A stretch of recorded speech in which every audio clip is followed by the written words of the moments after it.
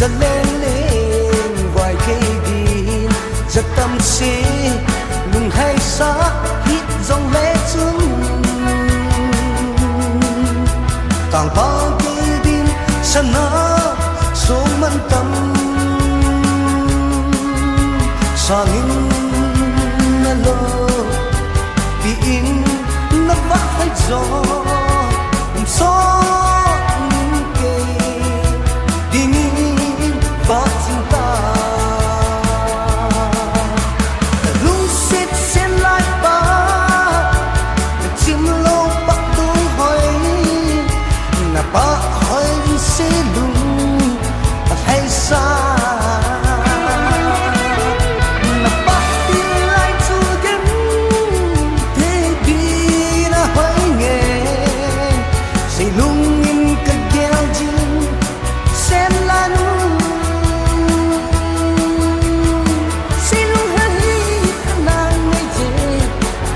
lại là một nắng mà ngày nào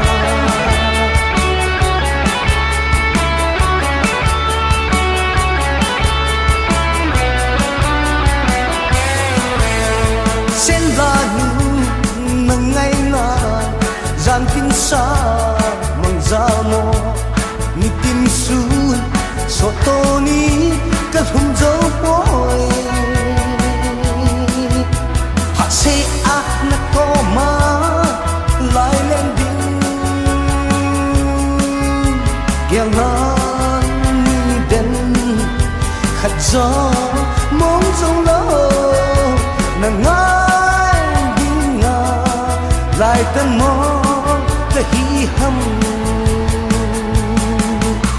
cả lung xích xen lại ba cái chim lâu bắt tung hỏi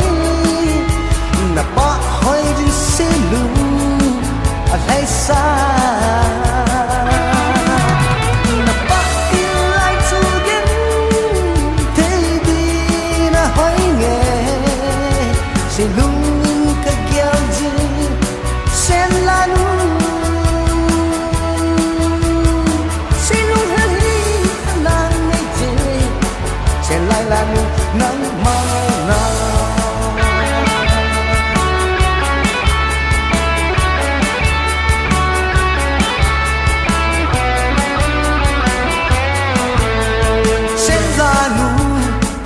sa đâm mò a ra khung chung lo na ra la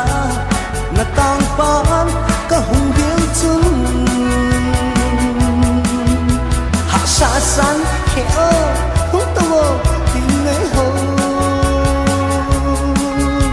cả đêm lấy xe khơi ra hít ta đừng xếp na hi lâu lẽ ai khi mấy hành cả lung xếp xen lại ba và chim lâu bắt tôi hỏi là ba hỏi đến sẽ lung hay xa là ba đi lại chu đến thế đi na hỏi nghe